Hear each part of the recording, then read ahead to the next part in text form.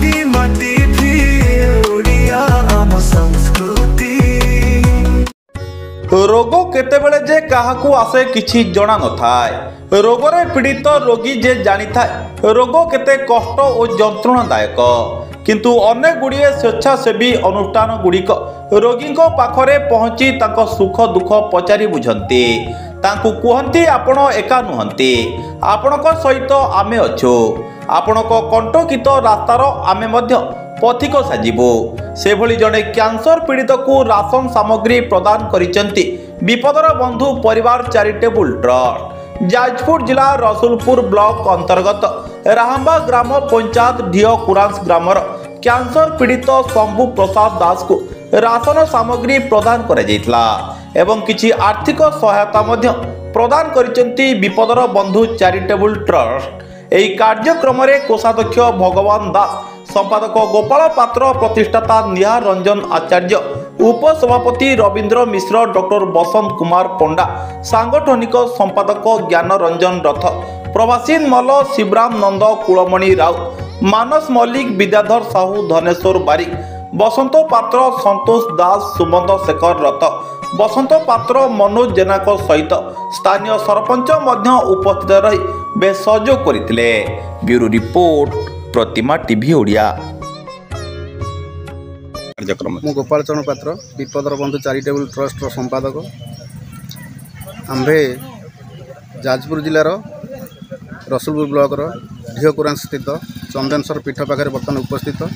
एठार जड़े शंभुनाथ दासकर अवस्था शोचनीय, कैंसर पीड़ित से, तेणु से परिवार बहुत असहाय असुविधार गति कर, घर खंडे भी नहीं, परिवार कौन व्यक्ति भी रोजगारक्षम नहांती, तेणुकर असुविधा समय आम विपदर बंधु चैरिटेबल ट्रस्ट रु आम्भे सामान्य किसी साहाय्य सहयोग हाथ बढ़ाइछु। तेणु मोर अनुरोध, अनेक संस्था भी अच्छा आम जिलार कि राज्य कि आम एरिया समस्त मोर अनुरोध, समस्त संस्था जदि किसी साहाय्य हाथ बढ़ाते तांको परिवार टिके सुचारू रूपे निजर जीविका निर्वाह करिपारन्ते एवं तांकर सुस्थ केमिति हेबे सेटा भी मु भगवान चंदनेश्वर कामना करुच्ची।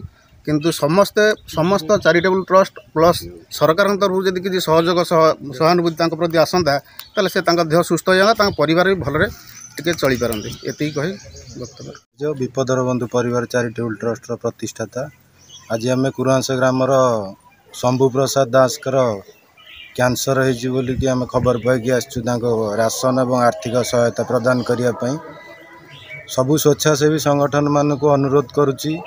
आम आसीचु, आपण मैंने भी आसतु, सहयोग हाथ बढ़ातु, परिवार को निजर परिवार भाविकी सहायतार हाथ बढ़ातु।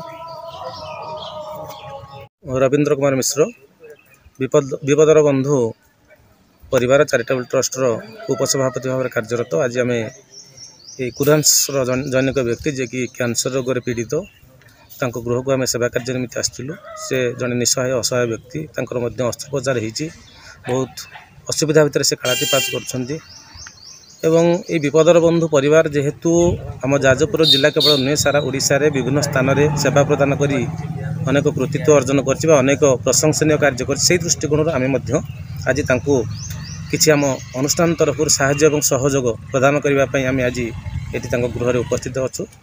तत्सहित आम जहाँ पारिपार्श्विक परिस्थिति जहाँ देखुचु अवस्था बहुत शोचनीय, आर्थिक निहाती आवश्यक आर्थिक साहाय्य और सहयोग समस्त आवश्यक। तेणुक मुझे आपणकर प्रतिमा टीवी और सूर्यास्त न्यूज माध्यम आम ओडिशार विभिन्न सेवा संस्था को निवेदन करुच्ची, से माने जैनिक व्यक्ति को आसी साहाय्य और सहयोग हाथ बढ़ातु, जहाँफल आर्थिक समस्या समाधान होगा सहित से शीघ्र आरोग्य हेबे, ये मुझे कामना करुच्ची। मो ना चंदन कुमार राउत, सरपंच राहंबा ग्राम पंचायत। एक्चुअली से जो पिला घरे एकुटिया रोजगारक्षम व्यक्ति पाखापाखि 3 मास पूर्व तार पार्टी गोटे घा हबार से जाना पाइला, मेडिकल टेस्ट कलापर फास्ट स्टेज अच्छे रिपोर्ट जहाँ सूचना मिले, तापर तार ए ऑपरेशन सरी। बाकी आम आज आम जो विपदर बंधु सहायतार हाथ बढ़ाई से मो तरफ विशेष भाव धन्यवाद दूची।